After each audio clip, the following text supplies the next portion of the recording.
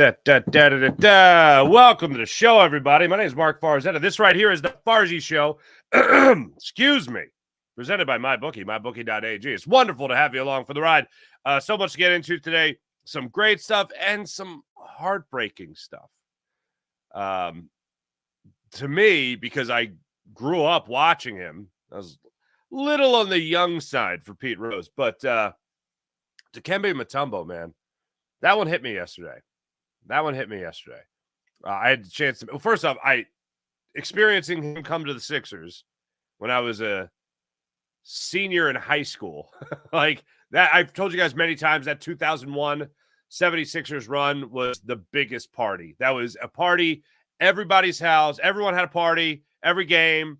It was incredible. It was absolutely incredible. And being a basketball fan in general, forget the party, but just everyone being a basketball fan at that time. It was like the 93 Phils, the 2001 76ers. Those were the greatest things. I was a little kid for 93, senior in high school for 2001, and those two teams just absolutely like hugged the city of Philadelphia. And going through that as a youth was incredible. Getting to meet, I met Dikembe Mutombo one time. And he was awesome. He was just such an awesome guy. And hearing all the tributes come out yesterday, hearing Joel Embiid talk about him yesterday, a skinny Joel Embiid, by the way, hearing him talk about Dikembe Mutombo, what he meant to all Africans. That's what Joel Embiid said for all us Africans, what he means to us. Hearing just the tributes pour out, man, that did hit me. 58 years old, brain cancer.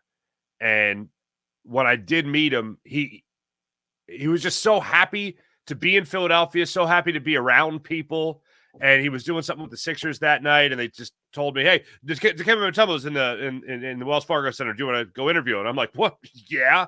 So I run down the hall and have a cameraman grab a mic and get to talk to Dikembe Mutombo.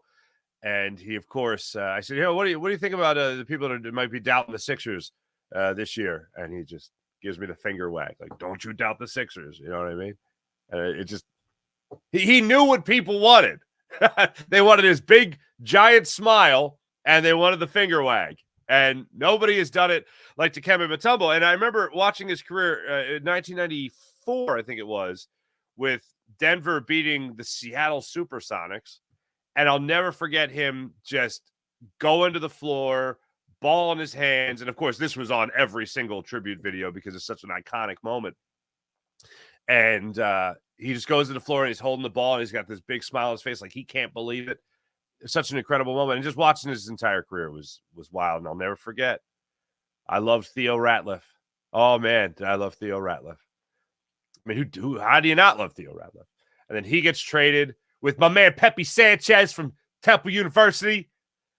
And they go to and Nazi Muhammad, I believe was in that. Yeah, Nazi Muhammad. And they get dealt to the Hawks. And Dikembe Mutombo comes to Philadelphia. And that's the way that went down, man. And then, yeah, unfortunately, the finals didn't go the way we wanted it to, but, man, he was a lot of fun to watch. Defensive Player of the Year. That was the year the Sixers had the sweep. Coach of the Year, MVP, Sixth Man of the Year, Aaron McKee, and Dikembe Mutombo, Defensive Player of the Year. And, of course, MVP, some guy named Allen. I don't know. But that one hit me yesterday. Pete Rose passing away yesterday. Baseball's all-time hit king. Exactly. Tim, was it? Mike Sealski's got a great story about it at Inquirer.com today if you want to check that out. But look, to focus on the baseball part of it, that's what you want in a baseball player. I mean, without question. Charlie Hustle, one of the most appropriate nicknames ever, if not the most appropriate nickname ever. Concrete Charlie's pretty good. You know what I mean? I don't know, something about the Charlie nicknames. But when I was thinking about it yesterday, because I heard Tim Kirchin just talk about how that was the most appropriate thing you could call him. And I'm like, yeah, he's pretty much nailed that. Shout out to Tim Kirchin for that one. And then also listening and watching some tributes on him yesterday.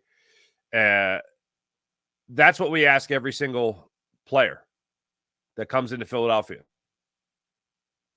The famous quote from Sean Bradley is Sean Bradley, the former Sixer, that the problem in Philadelphia is they expect you to play every game like it's game 7. And it's like, yeah. And like, sorry. Oh, don't put your best foot forward. Oh, okay, fine. All right. No, just mail it in today. And Chase Utley certainly played that way. Pete Rose certainly played that way. George Brett certainly played that way. Not that he was a Philadelphia athlete, but just the guys that were going out there and doing everything they could possibly do to win a game at all times. It's one of those things that is just unfortunately a few and far between thing. And if you don't know the story with Pete Rose, is that he drew a walk, and he kind of trotted down the first baseline. And his father called it. This is when he was a kid, and his father pulled him aside and he said, you represent the family when you get on that field. And you got Rose in the back of your jersey. Every time you get to first base or you go to first base, you bust it down that line. And Charlie's like, yes, sir. Charlie Hustle was like, yes, sir. And that's what he did. That's why every time he drew a walk, he busted it down the first base line, just like that. As far as I'd rather focus on the ball player, but I also know that there's always this kind of storm cloud over the Pete Rose story, which is whether or not he should be in the Hall of Fame. And this doesn't change my stance on whether or not he should be in the Hall of Fame or not. I do not think that he should be in the Hall of Fame. He made a sucker out of me and a lot of other people for 14 years between 1989, 1990, saying he never bet on baseball, and they banned him from baseball. Commissioner Giamatti banned him from baseball. And then 2004, he comes out with the book. Yeah, I bet on baseball. Comes out with the interview. He admits that he bet on baseball. I was like, sorry, I just took it up for him throughout my entire youth. Made a sucker out of me and a lot of other people. But the bottom line is, I don't trust that he never bet on the Reds. I don't trust that he never bet on his team to lose. I don't trust that he wouldn't manipulate a game to lose the game, because the guy loved to gamble. People are like, well, you said never bet. I don't trust him. I don't trust anything he said. I don't trust him at all. And I don't want to speak ill of a man that just passed away, but it doesn't change my stance on anything. Admire the hell out of the guy's reputation and his legacy in the game of baseball as a player. But after that, it doesn't change my opinion one way or another on him. It stays the same. I could say that and also say that I wish every ball player that played the game played with his intensity. And, by the way, his skill. Over 4,000 hits. Good Lord. Yeah, I would say World Series MVP, regular season MVP. I'd say, he's a pretty good ball player.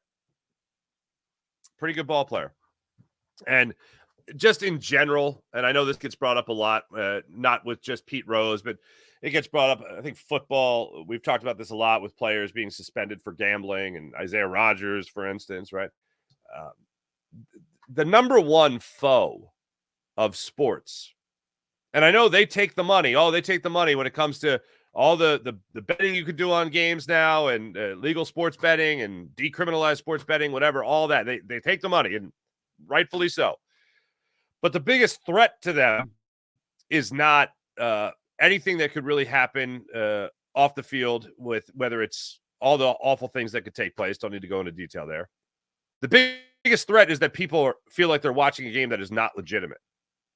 And if players are betting, that is in the game itself. What can affect the game directly is players having a bet on a game, directly being able to impact that game, and then fans going, I'm sorry, wait, what I'm watching isn't legitimate? These guys could, interesting. These guys could just bet on the game and influence that way. That's the worst fear of any commissioner in any of the major sports. Any sport, really. That what they're doing isn't legitimate. And gambling is the threat to that. It's the biggest threat to that. It's really the only threat to that. The only other threat to that is whether or not there's replacement referees. Hold on a second. These guys are the guys that are in charge? What are we doing here? And people still watch that. But if people are watching who they view as millionaires become bigger millionaires because they're betting on a game that they might be betting on as well, and it could cost them money. Yeah, that's the biggest threat. That's why every single sports outlet, that's why every single league drops the hammer on anyone that is betting. And I was also surprised that they let Isaiah Rodgers in as early as they did. I know it was, a year? Ugh. That's the biggest foe to these leagues, is that players start betting, coaches bet, managers bet, whoever it might be, and then all of a sudden they're influencing the outcome of the games that they're playing in. So I know that's always something that's going to get brought up around the Pete Rose story. I understand why baseball did what it did. I wish he would have been honest from the get-go. I think it would have saved everybody a lot of trouble, and he'd probably be in the Hall of Fame.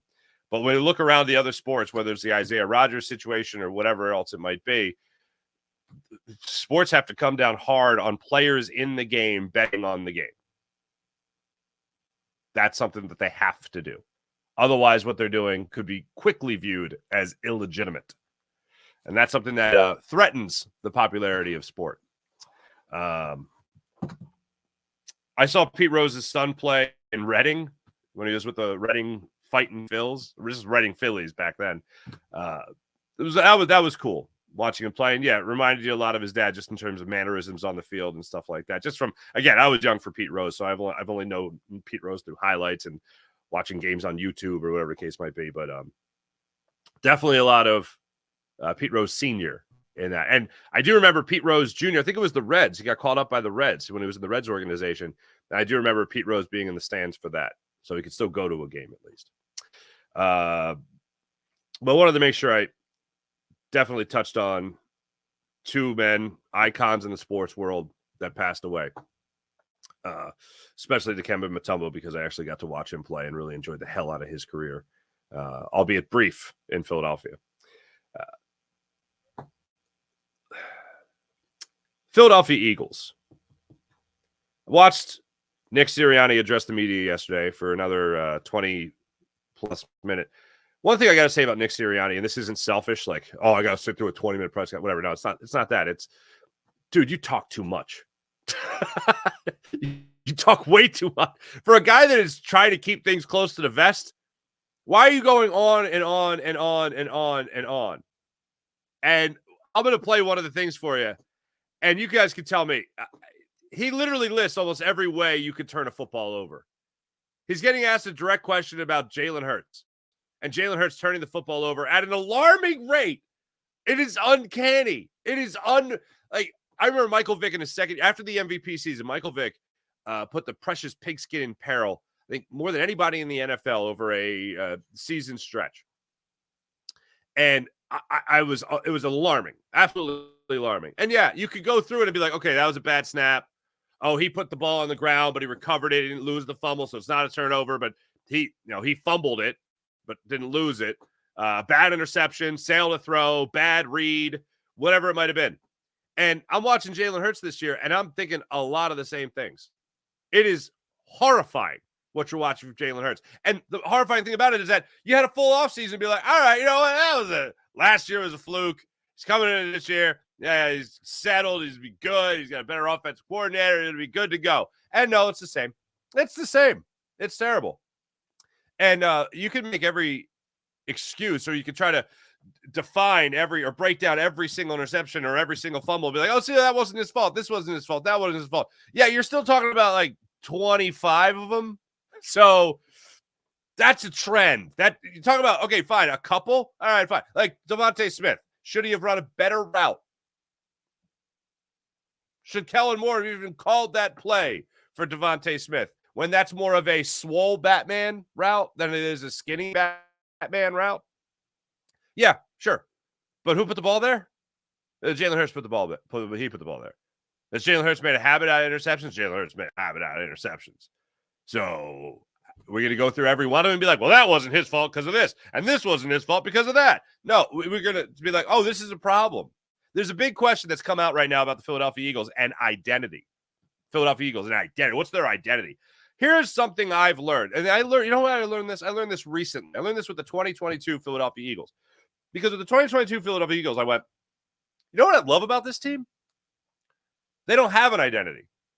Like normally, when people talk about an identity, they talk about, oh, this is a running team. This is a passing team. This is a great defensive team. It's a ground and pound team.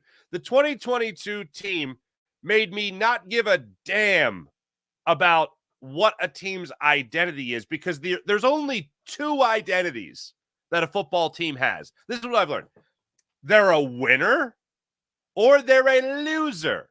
They're a winner or they're a loser. Those are the only identities that matter. Oh, but are they running the ball and winning? They're a running team. That's their identity. Doesn't matter. One of the things I loved about that 2022 team is they could be like, what do we need to be today? All right, what do we need to be today? We need to be a running team, so let's run the football. What do we need to be? Oh, we need to throw the ball. We need to air the ball out. All right, we're going to be a throwing team. Ooh, this is going to be a really tough matchup today. We got to be a ground and pound team. We got to play tough defense and run the football. That's what I loved about it. They were a chameleon that year. I remember years ago, you guys know I'm a huge fan of comedy, and Steve, who was it? It was Steve Martin talking about being in a movie, Sergeant Bilko, a million years ago, with Dan Aykroyd and Phil Hartman. And Steve Martin was talking about how great these guys are at impressions. And Steve Martin's like, I'm not really an impressionist, but these guys, it's like their wives can be like, well, who do I want tonight? Like that kind of thing. And it's like those guys can do an impression to everybody. The Eagles can only do an impression of themselves. And right now, that team, you know what their identity, if you really want to struggle to find an identity for this team, you know what their identity is right now, unfortunately? When are they going to choke? When are they going to give the other team an opportunity? When are they going to give the other team an opportunity to take the game away from them? Eagles obviously allowed 24 points before they get first down in this game against the Tampa Bay Buccaneers. The Eagles start to fight their way back into this game. They get a touchdown at the end of the first half. They come out. They all of a sudden make it a 30-16 game. They're driving. They're making things happen. And then what happens? Jalen Hurts coughs up the football. I remember last year watching the Eagles-Bills game. And that was the game that went into overtime, and Jalen Hurts won the game by scampering in on that 11-yard touchdown run in overtime. Jake Elliott hit the 50, I think it was a 58-yard field goal in the rain. You know what I mean? And I watched that. I'm like, that's incredible. What a great game. But I remember watching before the field goal, Josh Allen. And Josh Allen's turnovers have been terrible. And they had, I think, just changed their offensive coordinator, and Josh Allen was supposed to make this turnaround and all that stuff. And I remember in that fourth quarter, I remember going, we haven't gotten that Josh Allen interception yet. We haven't gotten that Josh Allen turnover yet. And I remember thinking about that. As I'm watching the Eagles in the third quarter, and I see the special teams block the point after, run it back, all the good juju's going, and the Eagles drive. Saquon Barkley, 59-yard touchdown run, or excuse me, 59-yard run, tush push touchdown. All of a sudden, it's 24-14. You're making a game out of this all of a sudden. Sure, you'll have the touchdown again to the Tampa Bay Buccaneers, but you blocked the point after. You got some good juju going. You're marching downfield again. Jalen Hurts, 19-yard line, fumble. As all the good things are happening for the Eagles, I was sitting there waiting for Jalen Hurts to turn the football over. Because I'm like, Jalen Hurts hasn't turned the football over. Oh, God, here we go. He's due. I thought crossed my mind, and I went, oh, he's due. This is fantastic. And then sure enough, on first down again, and I've made this point last week, and I'll be making it again probably for the next 2 weeks. But when I talk about Jalen Hurts' interceptions and Jalen Hurts' turnovers, first down.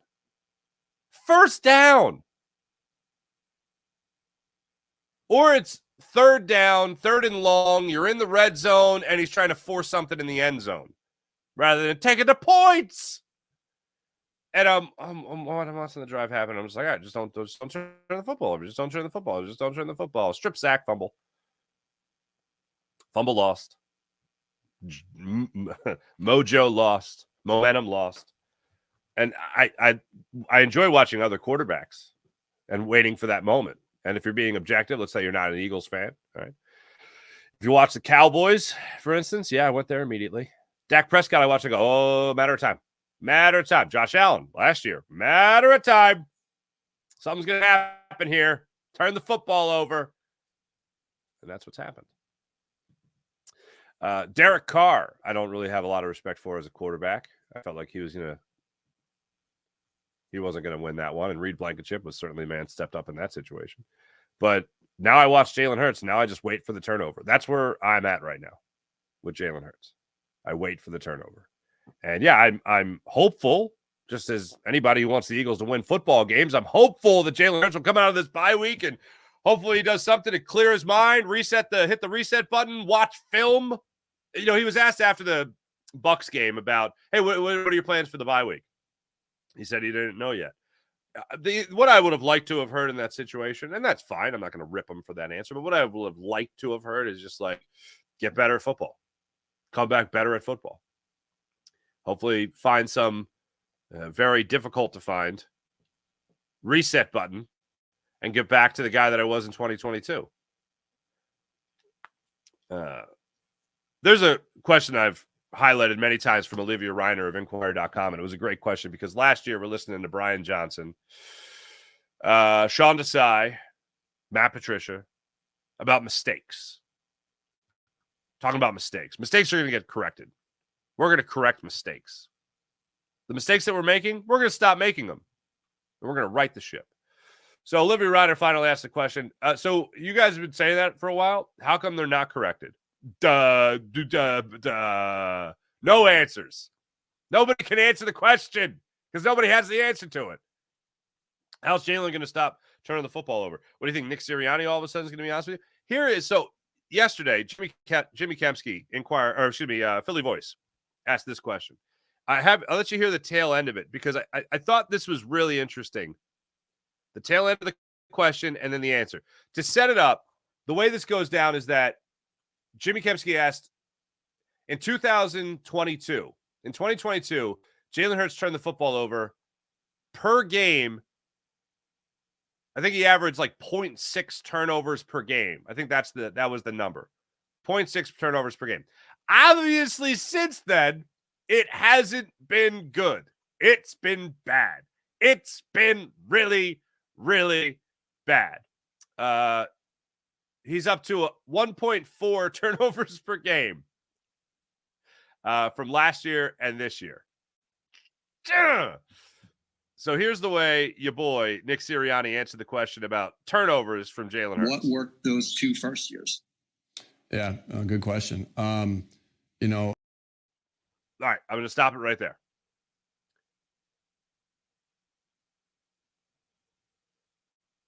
I could be reading into this. But he's being asked a question about his quarterback turning the football over at an alarming rate and why his quarterback won't stop turning the football over at an alarming rate. He's being asked that question, and Nick Sirianni is like, yeah, good question. Now, you could take it as, oh, yeah, that's legitimate. That's a good question. Or you could take it as, yeah, good question. You know what I mean? Like, yeah, ask him what the hell his problem is because I don't know anymore. How do I think he took it? I'll say this. When I was watching the press conference yesterday, it raised my eyebrows that's how he started the answer. Here's how he went about it the rest of the way. What worked those 2 first years? Yeah, good question. It's a different product of different things that happen in the game, Again, it's never there's so many variables that play into it. Sometimes it's how you, right? Let's just talk about it from a quarterback standpoint. Sometimes it's how you carry the ball, right?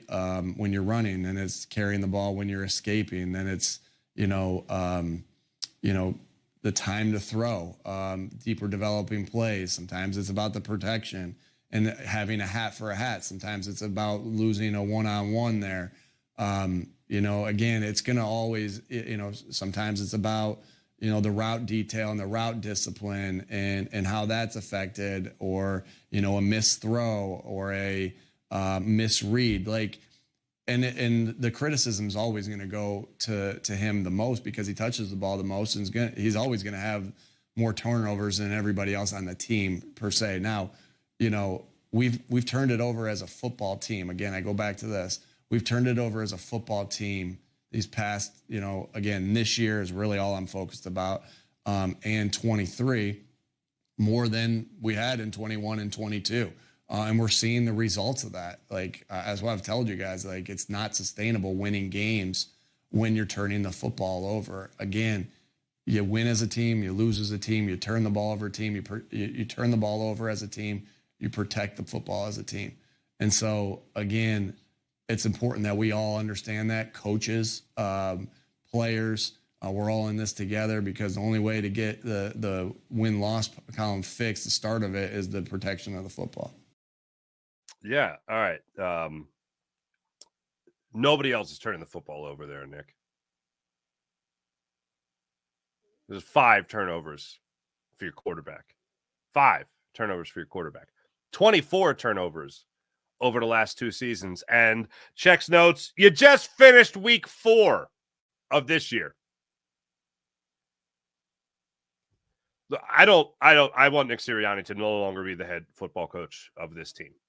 I was really crossing my fingers. Although, talk about betting, it wasn't going to happen. Like, they weren't going to fire him.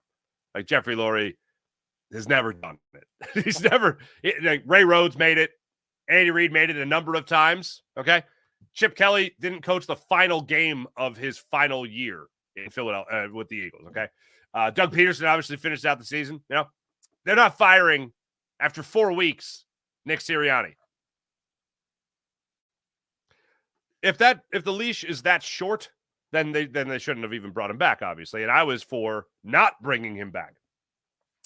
I also think that he is not going to get the best out of Jalen Hurts, and I don't think that he's going to do anything to help Jalen Hurts. And you know who really knows that? Jalen Hurts. Jalen Hurts knows that.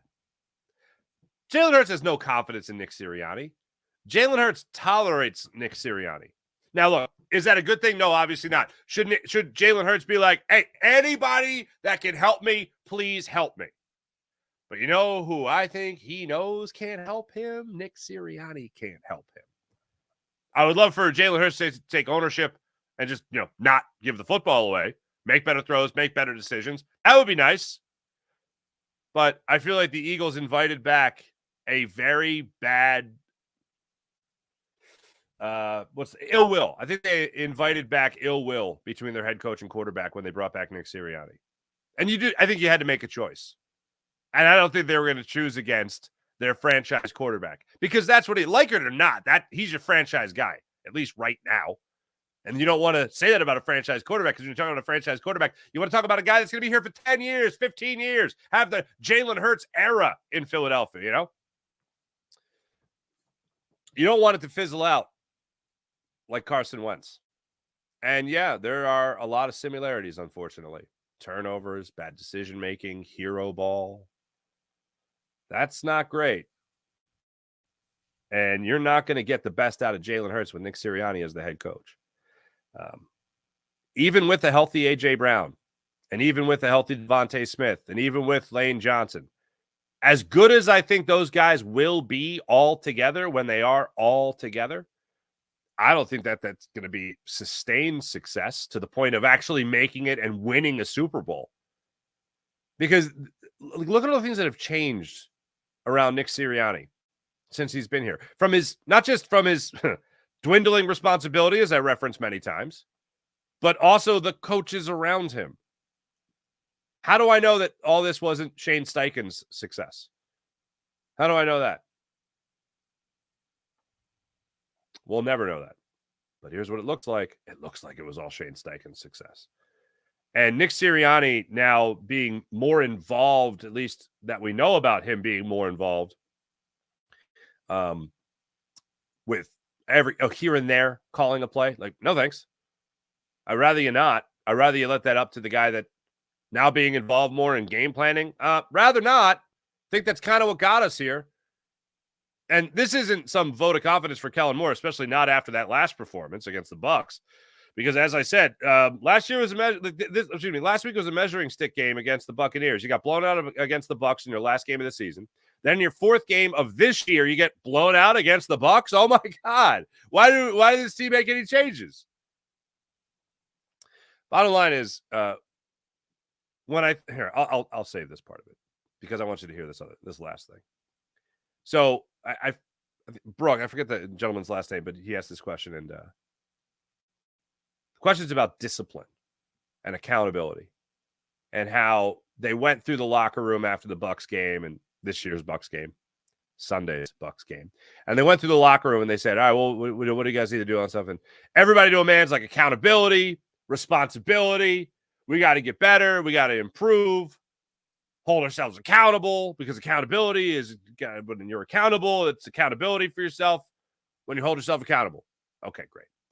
So now Nick Sirianni is basically being asked a question about picking and choosing his spots to be a disciplinarian. Nick Sirianni disciplining players. When he picks and chooses his spots to do that. Here's Nick Sirianni on when he picks and chooses his spots to be a disciplinarian. You're only getting Brooks, you're only getting a piece of what's going on, right? You're seeing what I'm telling you in these interactions. You're seeing what the players are telling you in these interactions, but we got a lot of time in there too where, the mistakes are being corrected.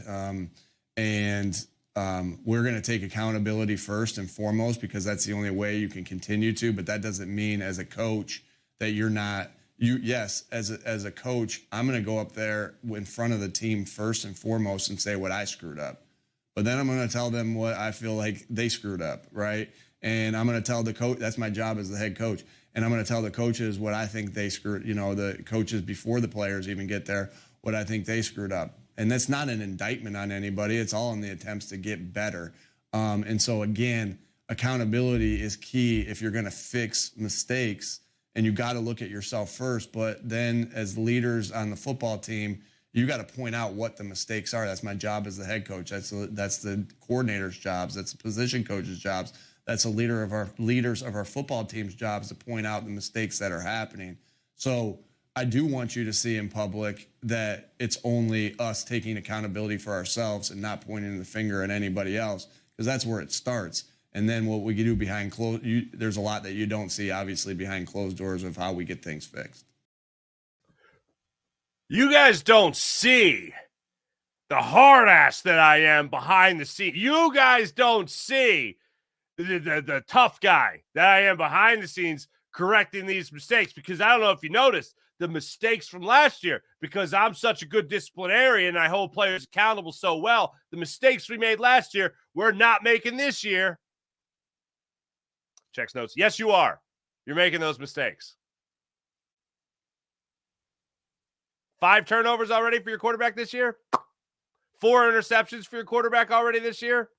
Well on his way to over 15.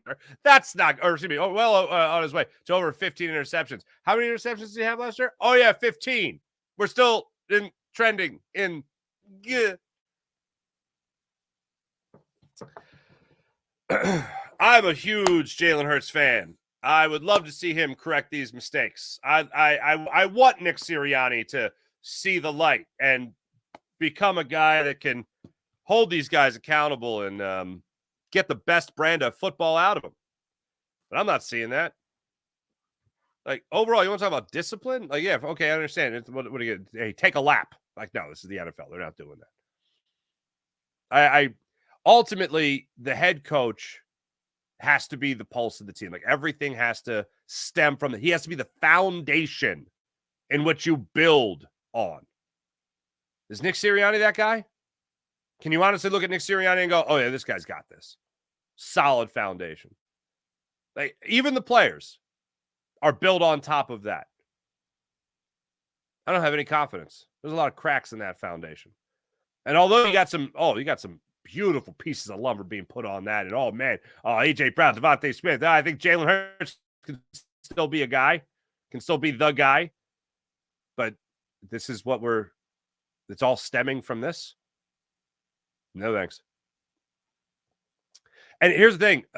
I've listened to players, especially after the Falcons loss, talk about how much they have confidence in their head coach and all that stuff. And I've heard from former players. Jason Kelsey keeps on talking about how much Nick Sirianni runs a great meeting and all that. And I just saw Fletcher Cox put out there on social media that these, young team, it's a great time for this young team to have the bye week, kind of wrap their head around the moments that they're in. I have no doubt in my mind that he's talking about that defensive line in particular when it comes to Jalen Carter and Jordan Davis. Like, all right, we had a 4-week test run. Unfortunately, it counted. We need to be better. How do we be better? How do we play more consistent? How do we play like we played against the New Orleans Saints? How do we do that?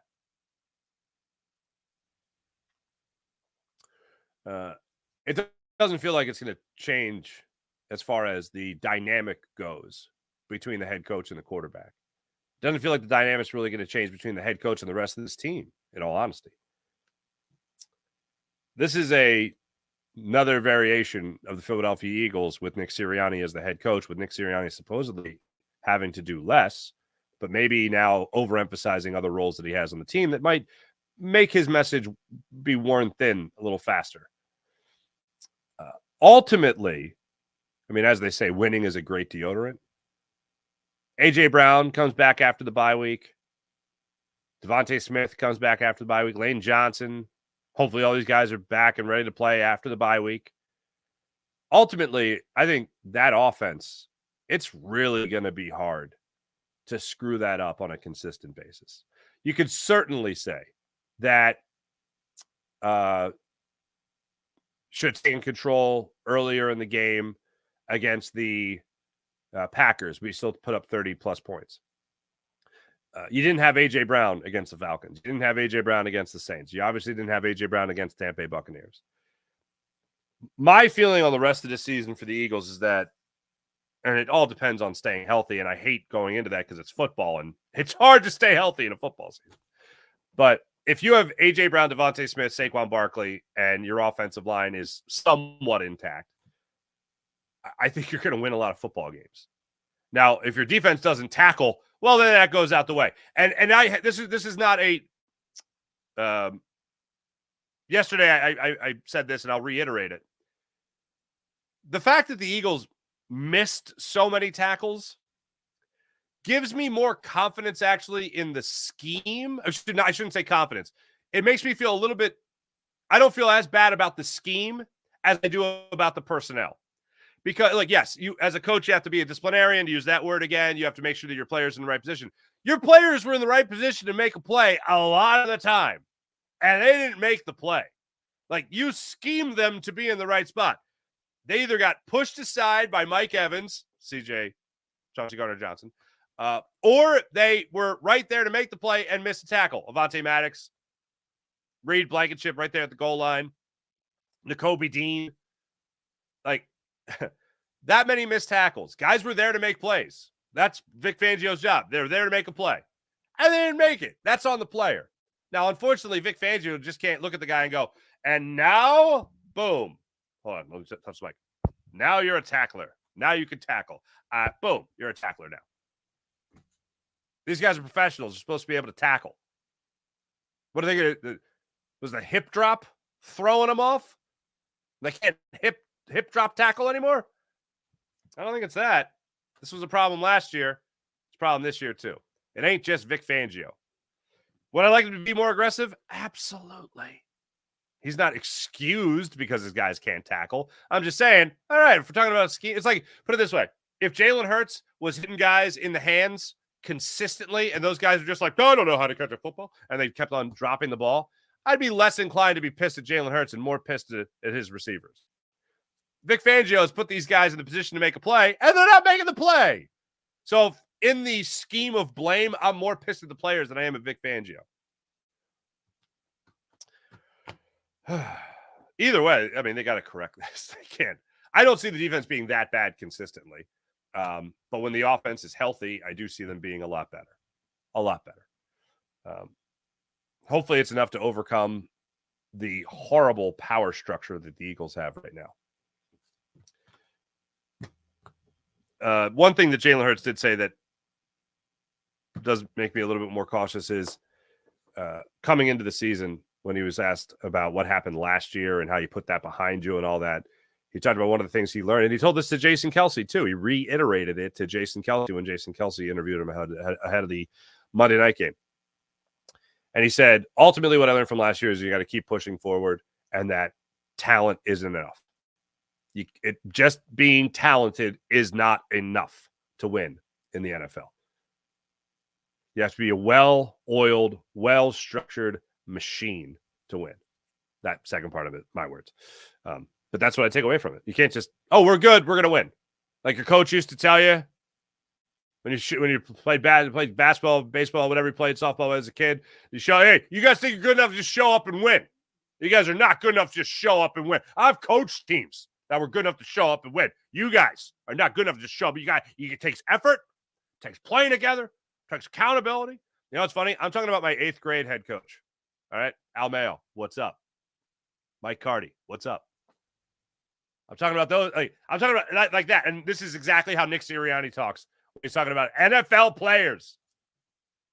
Except I don't think he says I don't think you guys are good enough to show up. I think he says, you guys are great. Like, I think you're great. I think you guys do a great job. But do we have some things we have to correct? I think we have some things we got to correct. But you guys are great. That's more or less how it is. But you guys don't see the hard ass that I am behind the scenes. You guys don't see the hard ass I am. Anyway.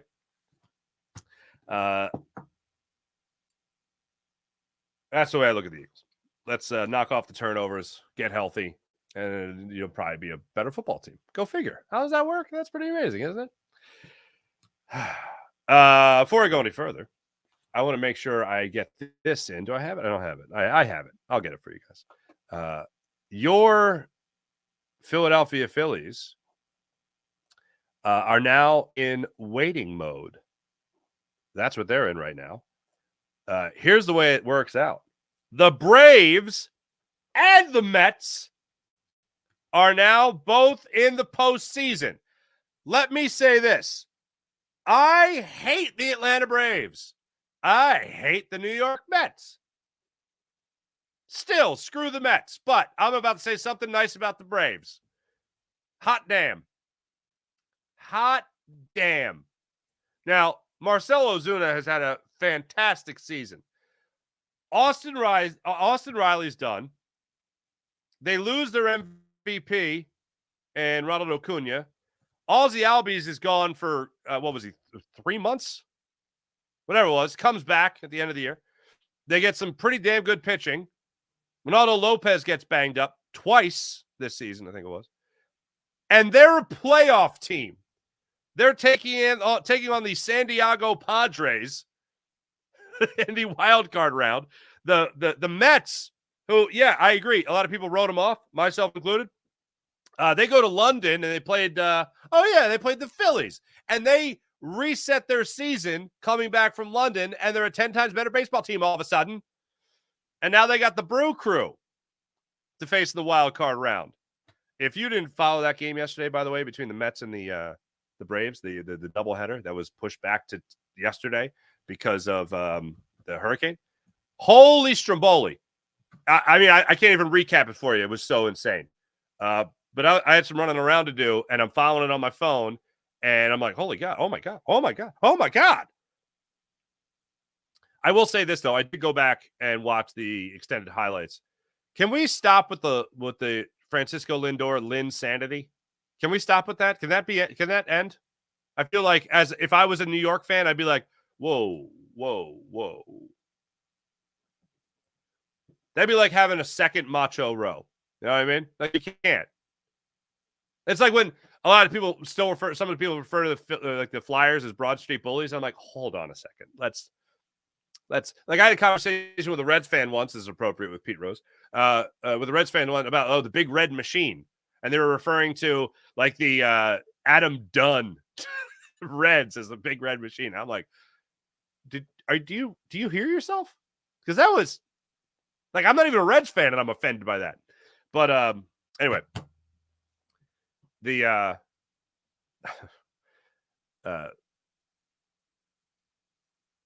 Phillies now taking on the Reds, or excuse me, the Phillies now taking on either the Brewers or the Mets is going to be epic either way. You obviously have the storyline of Rhys Hoskins. If you ask me who I want, I don't want the Mets. I'm going to be honest with you. as much fun as that would be, especially fun for the Phillies to win, I just want the Phillies to win. That's all I want. So the Brewers and the Mets. Who do I want? I want the Brewers. I think the Phillies can beat the Brewers. I think the Phillies gave every ounce of confidence to the Mets when they lost 3 out of 4 at the end of the season. Now, granted, one of those games was Taijuan Walker, but you didn't split that series, folks. You lost 2 out of 3. Or excuse me, you lost 3 out of 4. So of the two, I want the Brewers. Bring on the Brewers. And you just lost 2 or 3 to them in Milwaukee. But I want the Brewers. As far as the rest of that goes, when you look at that schedule, Mets and Brewers, Braves, Padres, American League, KC and the Orioles, and then they've gone to face the Yankees, whoever wins that one. Tigers get into the playoffs. How about that? And then the Houston Astros take on the Tigers, and then the winner of that faces the Guardians in Cleveland. So that's how that one shapes out. I very much look forward to the Phillies getting underway. Enjoy the bye week, boys. Enjoy the bye week. I knew there was one more thing with the Eagles. Excuse me. I heard this after the game, and it raised my eyebrows. When the day after a game, and I think some of you know this already, and you might notice this. The day after a game, I like to talk about the game. If there's something like Isaiah Rodgers talking about something that happened within the game, then I'll play it because that obviously helps answer a question as to what the hell happened in the game. But the day after the game, I kind of then focus on, okay, well, why did everything take place the way it took place? So I didn't get into this yesterday, but I heard it, and I went, that's interesting. And that's after the game. Jalen Hurts is addressing the media, and he's being asked by Elliott Shore-Parks. The question is in here. I'll let you hear the whole thing. But I think it's a great insight into the relationship between Nick Sirianni and Jalen Hurts. Nick, Jalen, you and Nick are obviously big voices on the team as the head coach and the quarterback. As you enter the bye and you want to find an identity, do you two talk about maybe, what you want the message to be to the team or how you kind of want to handle, as you guys go into the second part of the year? We have our moments. What's your plan? So I heard that after the game, and I went, okay, that's a Tuesday conversation. And then I saw, I think it was Rex Ryan teed off on it on ESPN. And then driving around yesterday, I heard other people really getting into it. This is not a good relationship you have between your head coach and your quarterback, and we're just going to keep letting this go. Like when I say we're, I mean Jeffrey Lurie is just going to keep letting this go. You can't milk both cows, okay? You got to choose a cow. And if those cows aren't getting along, and that's going to lead to miscommunications, maybe messages not being delivered, or at least accepted and learned from, and eventually growing and getting better, well, then this can't go on. Like, do I think that the Eagles are going to make the playoffs? I do think the Eagles are going to make the playoffs. Do I think the Eagles are going to win a Super Bowl like this? Hell no. And this is what you welcomed back. Like, Jeffrey Lurie apparently has all these great feelings about Jalen Hurts. And I've told you guys many times, I don't think there's anything an owner has ever said that's more respectful and nice about an athlete than when Jeffrey Lurie talked about Jalen Hurts' phenomenal dedication to excellence. I was like, damn, this man loves Jalen Hurts. And you want to stick with Sirianni, a guy that I don't think there's any question. There's a huge disconnect there. And I do think that Jalen's too nice a guy to say anything negative, but it's really hard for him to not say anything negative. He's been teed up 2 separate times with a basic question of, hey, say, what's something nice about Nick Sirianni? One time he could barely even muster anything. And then the second time, which was last week, he was like, oh, that message, man, that message is great. It's got a great message, that guy. And that was also what he defaulted to after minicamp. And now he's asked about getting on the same page as his coach. Here it is one more time. Nick, I'm sorry, Jalen, you and Nick are obviously big voices on the team as the head coach and the quarterback. As you enter the bye and you want to find an identity, do you two talk about maybe, what you want the message to be to the team or how you kind of want to handle, as you guys go into the second part of the year? We have our moments. What's your plan? We have our moments. Not, oh, sure, Nick, and I, we sit down, we talk about what we need to do, and we need to get this done. And, head coach, quarterback, leaders of this team, voices carry the most weight, blah, blah, blah, blah. Nope, we have our moments. What was the moment? Hey, Jalen, have a good week. Jalen, have a good week. Have a good bye week. Yeah, you too. Okay, bye. Love you. Say it back. All right, anyway. Yeah, it's not great. That's not great. It kind of makes me feel like, ugh. That's how it makes me feel. Hey, let me tell you about the amazing people at the Game Time app. Phillies games? Playoffs? Yeah, we're talking about playoffs, baby. Download the Game Time app to your phone, create an account, use promo code FARZI, and get $20 off your first purchase. Yeah, that applies to the playoffs. All right? Save yourself $20. Why don't you? With the Game Time app and promo code FARZI. Download the app to your phone, create an account, use promo code FARZI, get $20 off your first purchase. Terms apply. How about Game Time Picks? The Game Time Picks feature on the Game Time app. You toggle that feature, and you can filter out all the fluff so you see exactly what you're buying at the best possible price. With Game Time Picks, it filters out all the fluff so you know you're getting the best seats at the best prices with Game Time Picks on the Game Time app. Also, how about this? The incredible, the amazing, all-in pricing feature so you don't get that sticker shock at checkout with the Game Time app. You see the price that you're paying ahead of time. Also, you can view your seat before you buy it, so you take the guesswork out of buying tickets on the Game Time app. So download the Game Time app to your phone, create an account, use promo code FARZI, and get $20 off your first purchase with the Game Time app. How about PHL Sports Nation, Philadelphia Sports Nation, enhancing your Philadelphia sports fan experience across all social media and blogs? That's PHLSportsNation.com. Let's get into the chat check and see how you wonderful people are doing on this fine morning. A little chill in the air in the Philadelphia area today. A little chill in the air. Wow. IBH, good morning, everyone. Good morning. Wayne the Pain. Hello, Wayne the Pain. Good morning. Eagles fan. Good morning. Sean Kilrain. Hello. Wayne the Pain. Farzi, can we finally get Pete Rose in the Hall of Fame now? No. In all honesty, do you really want I was thinking about it yesterday. That'd be a pretty crappy thing for baseball to do. Let's think about this. The rest of his life, he was like, nope, you're not going to the Hall of Fame. Nope, you're not going to the Hall of Fame. Nope, you're not going to the Hall of Fame. Oh, you're dead? Now you're going to the Hall of Fame. Like, it would be worse it would be a worse look for baseball if now they turned around, like if Manfred said, and on my way out, Pete Rose is in the Hall of Fame. Like, go to hell. Like, he was either in while he was alive or he's not in. Like, don't try to write. Like, I could see maybe 50 years from now somebody doing it, but I think that'd be a pretty crappy thing for baseball to do. Like, we just wanted to make sure you could never enjoy the moment, Pete Rose. Like, no. Not happening. Again, if you missed the open of the show, I spoke glowingly of Pete Rose's baseball career, what he meant to the game, what he meant to Philadelphia. Oh, one thing I didn't say about Pete Rose. One of my favorite Pete Rose stories, my favorite Pete Rose story. And the name gets brought up a lot. Like, him and Moses Malone get brought up together a lot because, like, they were the difference makers, right? Like, Pete Rose had to step into the clubhouse with Mike Schmidt.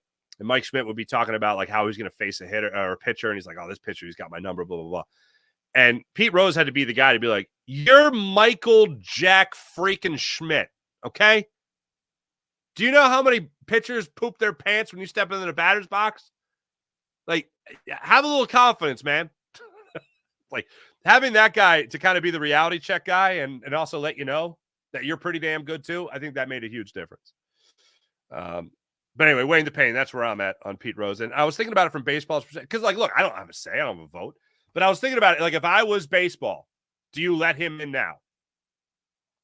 And I was like, no, you can't. Like, that's a terrible look. And I feel like it's just wrong to do that. Like, you were never allowed the moment.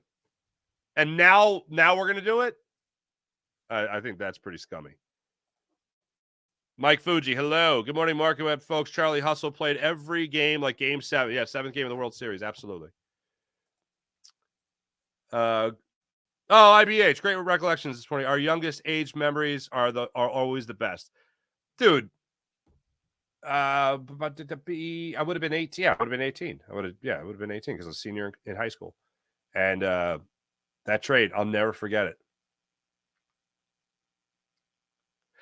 Theo Ratliff I think he broke his wrist that year. Theo Ratliff doesn't break his wrist. They probably never make that trade. But Ratliff he was done. And you had a chance to go to the finals. God, that whole run was incredible. Yeah. That whole run was so much fun. But earlier that season, the Sixers beat the Lakers in Philly with Theo Ratliff. And I remember thinking, oh my God, this team, because they started out 10-0. They never looked back.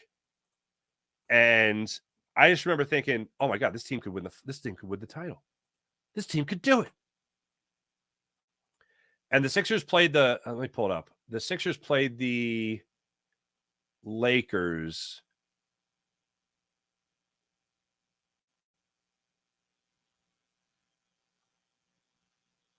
They beat them in Philly on Valentine's Day, 112-97. They lost earlier that year in December, 96-85. But that February game in Philly, wow. Oh my God, I forgot Isaiah Ryder was on that team. On the Lakers team, I mean.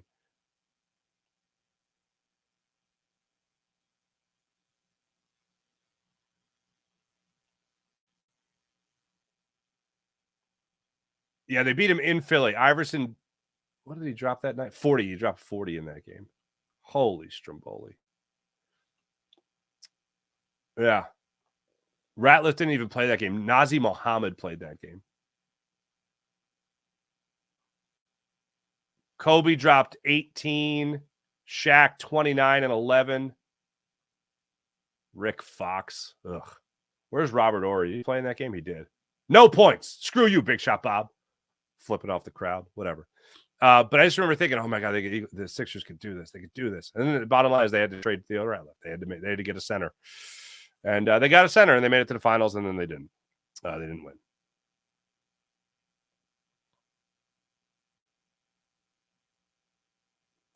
Oh, Philip Preston, give your thoughts on Darius Slay and Micah Parsons' podcast. Clowning. See, I haven't listened to that one yet. Oh, that's another thing. The social media stuff. Oh my God. Devin White, I don't know what's going on there, but I would think if he could help the Eagles win that he would be playing. It's just a really stupid situation that he's in. The Bryce Huff deleting Eagle stuff off of social media. Okay. Like that kind of goes hand in hand with how you play, invisible. Yeah, I think there's a lot of bad blood in that room. April, good morning. Feeling like putting Pete in the Hall of Fame now is one last. Oh, I agree. April, I agree. Wayne the Pain, Farzi, for you, what is the most frustrating thing about these Eagles right now? It's the turnovers. Turnovers are a killer. You can't, if you give the other team more opportunities, and first off, you take away the opportunity from yourself and you give it to the other team. That is the most frustrating thing.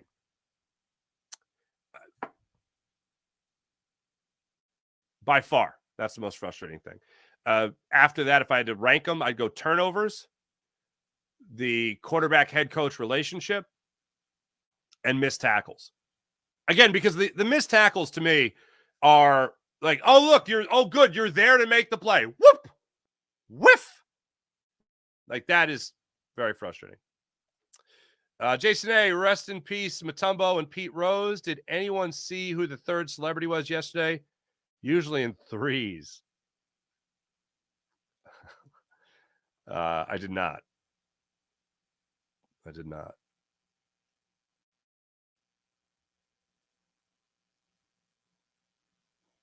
Eric Wisniewski, what's going on, man? Hurts is continuing from last year. He's not playing like a franchise quarterback, not $51 million. Yeah, certainly I could agree with that. They're going to bring in Bill Belichick to be a consultant before the end of the season. Has that feeling to it. Devontae, I don't see Hurts changing, honestly. I really don't. I mean, that is a fear. That is a huge fear. Look, a lot of things, other than missing, the last 4 games of the season, 5 games of the season? Like Wentz in 2017. Unlike that, this is a lot like Carson Wentz. Again, the hero ball, the turnovers, and I'm one of the last people to say that. I know a lot of people have been jumping to that conclusion, but I'm not doing that. But I'm saying it now that certainly has a lot of those reminders, unfortunately. QB, what's happening? Philly Fanatic 717. What's up, 717? Yesterday, I saw this post going around comparing Jalen Hurts and Patrick Mahomes. The stat lines are similar. So the argument they build is that Philadelphia media and fans. What? So they're saying that they're the same quarterback because of stats?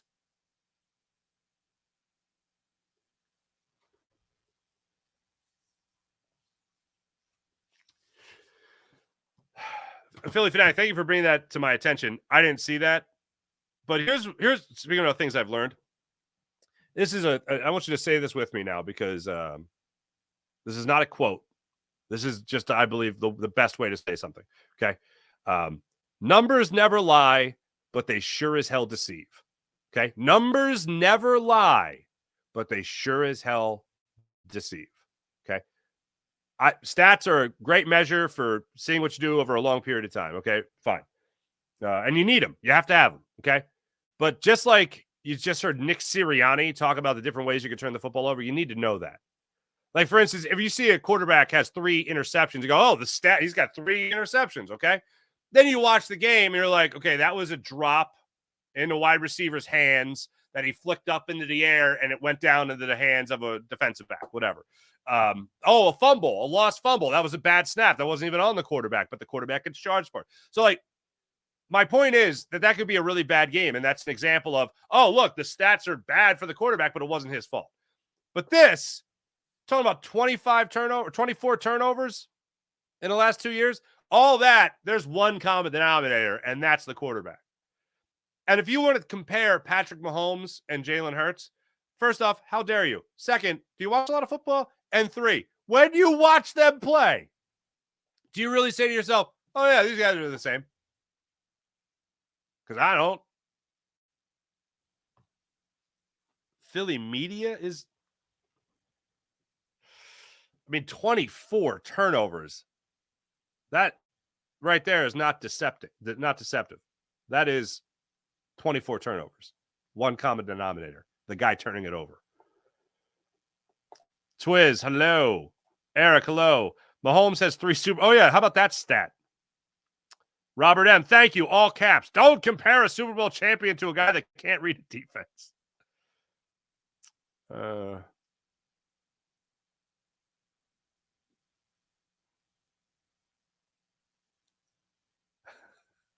April. Okay, here, I'll play it again just for anyone that might have missed it. How did you guys take this first part of the answer? What worked those 2 first? Again, Jimmy Kempsky is saying he didn't turn the ball over in 2022. Now he's turning the football over at an alarming rate. Why? What worked those 2 first years? Yeah, good question. April, you and I are on the same page. But then again, we both went to Temple, so obviously we're brilliant human beings. Devontae, hello. Who's to say that even if Sirianni is fired by the end, and what will we get a new head coach, that Jalen will still have high turnover rate? Well, maybe a new coach will drill it into his head to not play hero ball, that on first down. And Jeff McClain actually asked this question yesterday. Jeff McClain in the Inquirer. So the situational football. What have I been screaming about? And it has to do with the turnovers, too. It's not all about the turnovers, but it has a lot to do with the turnovers. The thing that drives me absolutely banana sandwich about the Jalen Hurts turnovers is that so many of them come on first down when you have an opportunity to live and fight another day. Not even another day. The next play. So, for instance, he drops back at 19-yard line. They're finally coming back against the Buccaneers. Everything starts to go their way. Even the touchdown they allow, they have the point after return for 2 points, okay? Things are going in the Eagles' direction.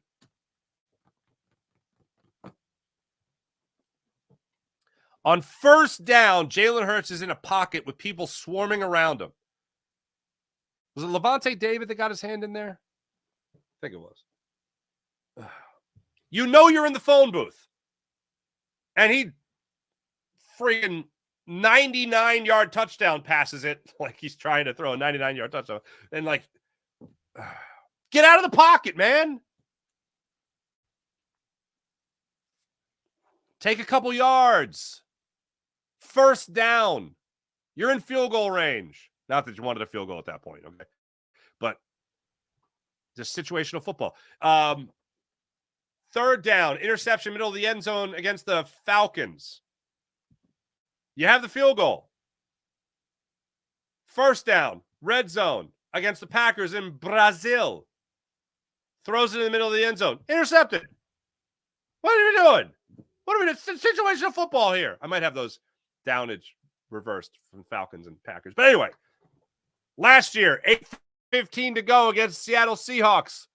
Fourth quarter, you're up 4 points. First and 10. You air it out down the middle of the field to Quez Watkins. You have a running back, I think it was Gainwell, right there at the line of scrimmage. First down, you're looking to kill clock. Looking to have a nice long drive. Oh, there's the guy down there. Oh, intercepted. Shucks.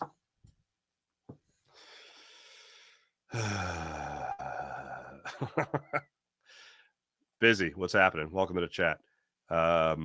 Nick Sirianni sounds so stupid when he opens his mouth.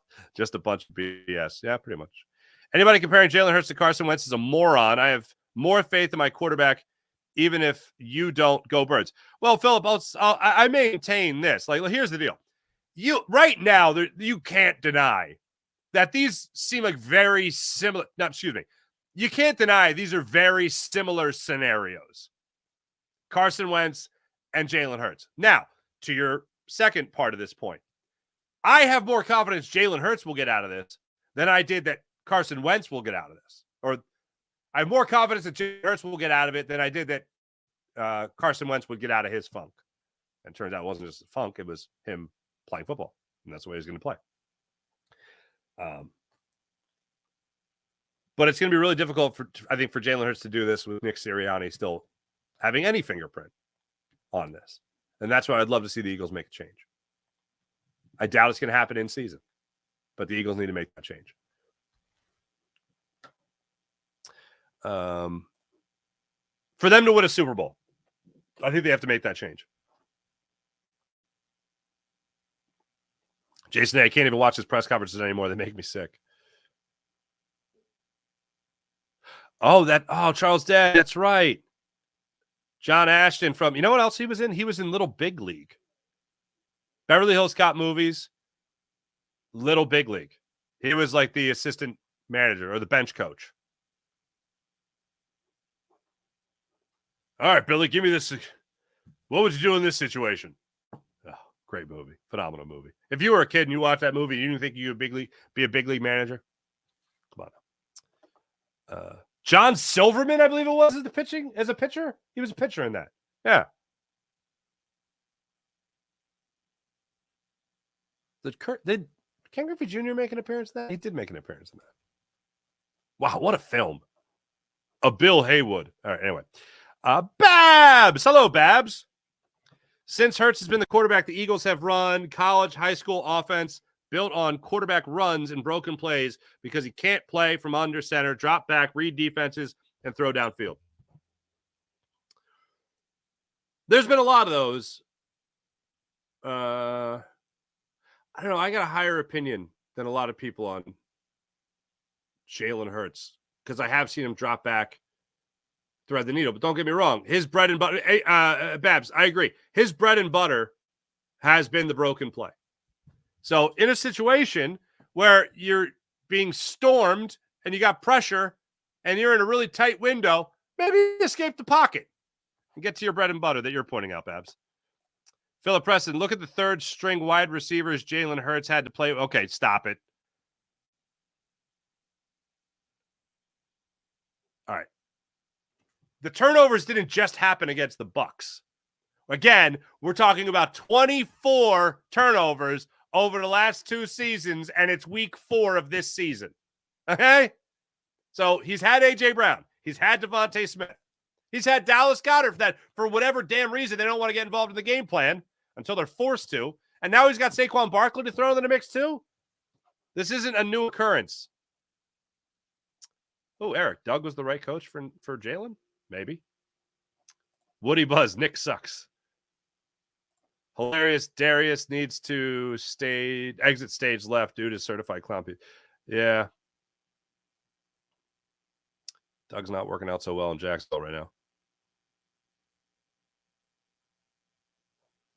Brian. Hey, Brian. Farzi, hear me out on this. You think Hurts is playing horrible to set up Nick to get canned? I don't. Don't get me wrong. It's totally crossed my mind. Conspiracy, sabotage Nick. But ultimately, this is also Jalen Hurts' ass on the line. And it's not just Jalen Hurts' ass on the – like, if you're going to tank to get a head coach fired, then you're killing everybody in that locker room. Like, is Devontae Maddox missing tackles to get Fangio fired? Is Nakobe Dean missing tackles to get Fangio fired? Like, to me, I just don't think they do that. I think these guys want to win for each other. I think that's really the only motivation they have right now.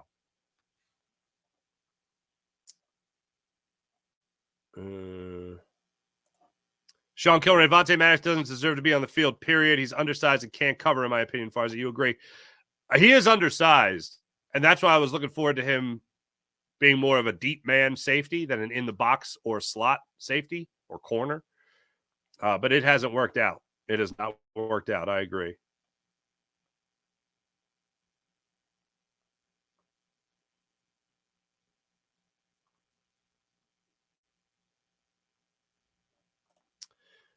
Philip Preston, all right, y'all can bash the offense all you want. The real problem is Fangio's defense secondary. Keep rushing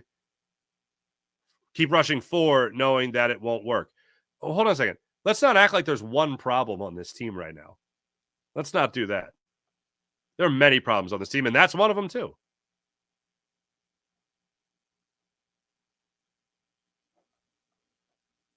Tate, too easy to use the insanity definition. What with the turnovers? Clairvoyant, hey, do me a favor. Everyone, let's get rid of the CEO thing, please. I've been begging for this since last year. The CEO head coach thing. Oh, well, Nick Sirianni, now that he's the CEO head coach. What? Like, John Harbaugh, CEO head coach. Not calling plays, he's a CEO type guy. That's the guy I think about when I think talking about CEO. Success, multiple different quarterbacks, multiple different coordinators. John Harbaugh, CEO, he's got a good plan in place. Nick Sirianni, I'm being kind. I'll say regional manager, head coach. Okay? Guidance counselor comes to mind. That's it. CEO, let's stop with the CEO head coach, please. Thank you.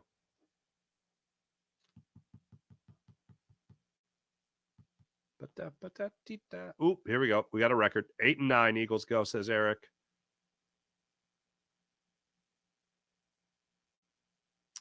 Philip Preston, Seth Jones tackling is a mindset, and I believe it. Oh, I agree that you're going to just knock somebody over. But like, it really, I don't know, it just drives me freaking crazy. That they're there to make the play and they don't make the play. They leave their feet. Like, a lot of it's technique too. Like, here's the thing. Situationally, like, Avonte Maddox has to know that you can't just dive at a guy and try to like throw shoulder into him and have the big hit or whatever. Like, if you're going up against a running back, for instance, and you're Avonte Maddox, just try to wrap them up and then let everybody else get to them. Like, that's if you're not going to wrap them up and take them down, wrap them up, slow them down, let everybody else get there. But when you leave your feet, all a guy's got to do is step aside. The other one that really drives me crazy, I mentioned this yesterday, but I'll mention it again. The one that really drives me crazy was from Reed Blankenship. It was the fourth touchdown, I think it was a third touchdown by the Bucs. Baker Mayfield keeper, 1 yard line. Reed Blankenship is there to make the hit on 4th and goal from the 1. And he dives at his ankles. And Baker Mayfield's like, thanks. Lean forward, touchdown. Jack Dwight, Hurts needs to buy a personality. I'm going to be honest, I don't care anymore. I just want him to win football games and stop turning the football over. He could be as entertaining as grass growing. And I just start winning football games, stop turning the football over. The crypto, what's going on? If they can just let Kellen Moore, the offensive coordinator, coordinate the offense, I guess. I think Kellen Moore knows how to coach up Hurts. I hope so, but this last game was not a showing of that. He had an opportunity to be a difference, and he wasn't a difference. Fangio sitting down equals classic dad noise. He's a total dad.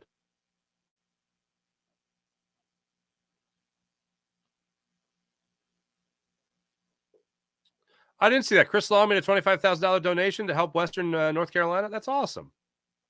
I've said this before. One of my favorite, if not my favorite athletes to ever cover in Philadelphia was Chris Long.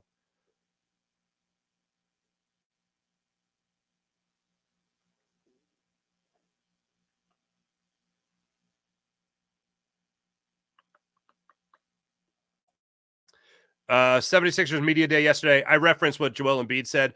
My stance on their media day yesterday is, for the most part, I don't care. I don't care about anything the Sixers have to say, other than the Dikembe Mutombo tribute that I referenced earlier in the show from Joel Embiid. The Sixers, for me, are a show-me team. I am so sick of believing again and putting the clown makeup on when it comes to this team. So sick of it. Joel Embiid's got to stay healthy. I love Paul. Don't get me wrong. I love the roster. But there's nothing they can say that's going to make me go, oh, okay, maybe it's different this year.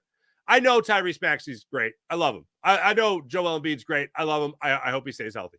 Paul George, and I've said before, Joel Embiid staying healthy is the greatest and biggest if in all of sports, not just Philadelphia, in all of sports.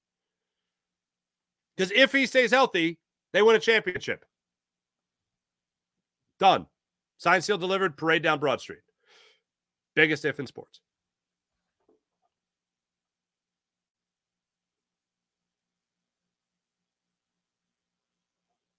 Wait, what? Mutombo earned the right? Are you saying Mutombo? Oh, never mind. Forget you saw that. Hurts just Tyron Taylor with cool. What? Oh, with cool quotes? I wouldn't go that far. That Greg 75. Hello. Welcome to the party, pal.